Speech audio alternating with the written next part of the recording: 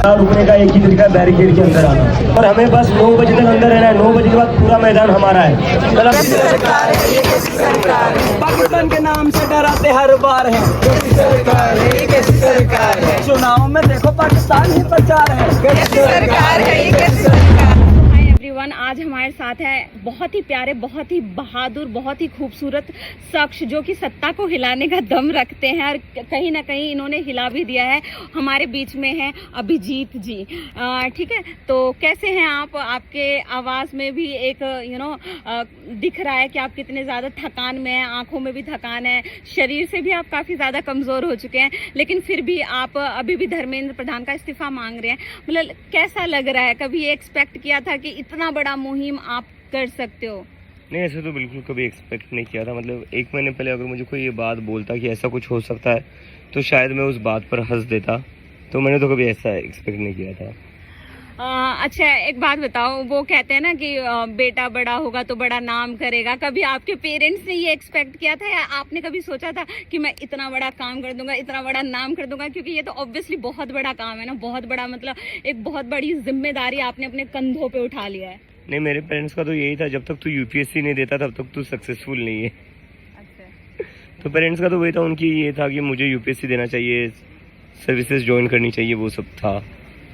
और ये कैसा लग रहा है ये माहौल? मतलब इतने सारे लोग आपको चाह रहे हैं, प्यार कर रहे हैं, सपोर्ट दिखा रहे हैं, आपके लिए भी कहीं ना कहीं क्रेजी फैन हो रहे हैं कि अभिजीत दीपके ने इतना बड़ा चेंज ला दिया है, लाने की कोशिश कर रहे हैं। तो ये फैन फॉलोइंग, ये चकाचौंध देख के कैसा लग रहा है अभिजीत? फैन, ये वर्ड और फैन फॉलोइंग सुनकर मुझे थोड़ा खराब लगता है। फैन फॉलोइंग नहीं होनी चाहिए, कोई किसी का फैन नहीं होना चाहिए, क्योंकि आज जो हमारे देश में हालत खराब हुई है वो एक फैन फॉलोइंग की वजह से हुई है। तो ये मतलब लोगों को नहीं करना चाहिए। मैं बार बार बोल भी रहा हूँ कि आप जो मुद्दा है उसको सपोर्ट करिए, मुद्दे से बड़ा इंसान को मत बनाइए। जिस दिन आप मुद्दे से बड़ा इंसान को बना देते हो तो वो इंसान का दिमाग खराब हो जाता है। और मैं भी तो इंसान ही हूँ, मेरा भी तो दिमाग खराब हो सकता है। तो ये बिल्कुल नहीं होना चाहिए।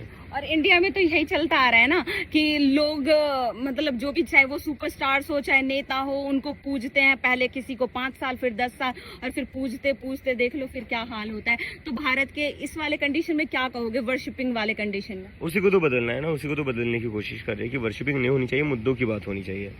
ओके, तो घर वालों का आपके इस इतने बड़े मुहिम पे क्या रिएक्शन है? मतलब फैमिली प्रेशर समथिंग? नहीं, मैं ज़्यादा घर वालों से अभी बात नहीं कर रहा हूँ, क्योंकि घर वालों से 1-2 बार बात करी मैंने पिछले 12-13 दिन में। तो उनका हमेशा ये रहता है, थोड़ी चिंता लगी रहती है, थोड़े इमोशनल हो जाते हैं। तो उसके बाद मैं भी थोड़ा इमोशनल हो जाता हूँ, तो मैं अवॉइड कर रहा हूँ अभी बात करना। जब ये सब खत्म हो जाएगा तो आराम से घर वालों के साथ बैठूंगा। आपको नहीं लगता कि आप सरकार के लिए वो हड्डी हो चुके हैं गले की, जो ना निगली जाए ना उगली जाए, ना वो आपको इग्नोर कर सकते हैं और ना ही वो आप पे अभी पूरा ध्यान दे रहे हैं? क्योंकि इग्नोर तो नहीं कर पा रहे, तभी वो उनका स्टेटमेंट कभी आ रहा है बी टीम, तो कभी टुकड़े टुकड़े गेम, तो पता नहीं वायरस। मुझे लगता है गले की हड्डी अगर कोई है इस टाइम पर तो धर्मेंद्र प्रधान है। सारे स्टूडेंट्स के गले की हड्डी वो है जिसने सबका फ्यूचर बर्बाद कर दिया है। पर आप भी तो सरकार को मतलब बहुत ही ज्यादा बड़ी चुनौती दे रहे हो कि हाँ, हमारे देश को सुधारो, कंडीशन को सुधारो, चाहे आप सत्ता से हमारी हटो। तो डिमांड बड़ी सिंपल है, धर्मेंद्र प्रधान का इस्तीफा दिला दो, गले की हड्डी खत्म हो जाएगी। ओके। और मतलब आपको क्या लग रहा है कि इस तरीके से जो हम कर रहे हैं, सबका यही कहना है, आपने भी ये चीज़ सुना होगा कि लोग कह रहे हैं कि धर्मेंद्र प्रधान कहीं ना कहीं उतना बड़ा, मतलब ठीक है हम उससे अकाउंटेबिलिटी मांग रहे हैं, लेकिन जो मेन जड़ है वो कहीं ना कहीं मोदी है। तो मोदी से हम क्यों नहीं मांग रहे? क्या मोदी से अभिजीत दीपके डर रहे हैं? ऐसा लोगों का कहना है, मुझ पे ना। अरे मोदी जी से कौन नहीं डरता है? मोदी जी से डोनाल्ड ट्रम्प भी डरते हैं। तो हम तो क्या है, हम तो बहुत छोटे इंसान है। ओके, तो भारत में जो ये प्रोटेस्ट का आप जो एक नई लहर लेके आए हो, नई उम्मीद लेके आए हो, और मतलब आपको क्या लगता है कि ये लहर, ये उम्मीद कितने मतलब टफ है या इजी? आपके लिए कैसा सफर रहा है? टफ रहा है बहुत ज्यादा या फ्लो में हो गया सब कुछ? नहीं, टफ तो रहा है काफी, मतलब आसान तो नहीं था इतना। मतलब पिछले, जब से मैं इंडिया आया हूँ, 6 तारीख को आया था, लगभग 1 महीना होने को आ रहा है। तो पिछले 1 महीने में कई सारी जगह घूमा, उसमें से 10-15, अभी 12-13 दिन तो मेरे जंतर मंतर पर ही चले गए। टफ तो था, क्योंकि इसके पहले मेरी एक लाइफ हुआ करती थी, वो लाइफ मेरी एकदम एक झटके से बदल गई है। अभी मेरे पास कोई पर्सनल टाइम नहीं है, अभी मैं किसी से बात नहीं कर सकता, कोई इंटरेक्शन मेरी पर्सनल लेवल पर किसी से होती नहीं है। तो वो सारा चेंज एकदम से, इतना लाइफ का बदल जाना, वो कहीं ना कहीं डिफिकल्ट है। बट ठीक है, अब क्या कर सकते हैं, अब ऑप्शन नहीं है कोई। अच्छा, एक चीज और अभिजीत, जो मैंने यहाँ पे देखा है, यहाँ पे बहुत सारे पेरेंट्स आ रहे हैं। जैसे एक जो लड़की थी मायरा, आई थिंक अमायरा नाम, हाँ अमायरा हो गई। फिर आज एक अंकल आए थे, अपने बेटे की गुहार लेके आए थे। ऐसे बहुत सारे शख्स आ रहे हैं, बहुत सारे स्टूडेंट ऐसे आ रहे हैं जो कह रहे हैं पेपर लीक होते हैं, पेपर को बेच दिया जाता है। सबके लिए आप एक उम्मीद, एक सहारा, एक आस हो चुके हो। तो आपको क्या लग रहा है कि आप उन लोगों को जस्टिस, कहीं ना कहीं वो उम्मीद से आ रहे हैं कि अभिजीत तो जस्टिस दिलवाएंगे, तो आप क्या उन सबको दिलवाने वाले हो जस्टिस, जो स्टेज पे आए, जिन ने क्वेश्चंस किया है, जिन ने सरकार से अकाउंटेबिलिटी मांगी है? देखिए, मुझे ऐसा लगता है एक डेमोक्रेसी में किसी एक ऐसे इंसान की ज़रूरत नहीं होना चाहिए जस्टिस दिलाने के लिए।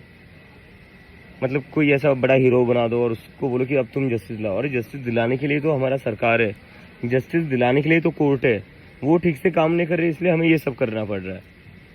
तो ये बहुत ही गलत चीज़ हो रही है जो भी हो रहा है, कि हमें ये सब करना पड़ रहा है। एक डेमोक्रेसी में ये सब नहीं होना चाहिए था। जब पहला पेपर लीक हुआ तभी इस्तीफा आ जाना चाहिए था, जब पहले बच्चे ने सुसाइड करी तभी इस्तीफा आ जाना चाहिए था। लेकिन ये लोग, अकाउंटेबिलिटी खत्म हो चुकी है इस देश से, वो अकाउंटेबिलिटी वापस लानी है, तो इसलिए ये सब चल रहा है। ओके, तो फिर एक और क्वेश्चन करती हूँ, क्योंकि उधर से इशारा आ रहा है कि बहुत हो गया।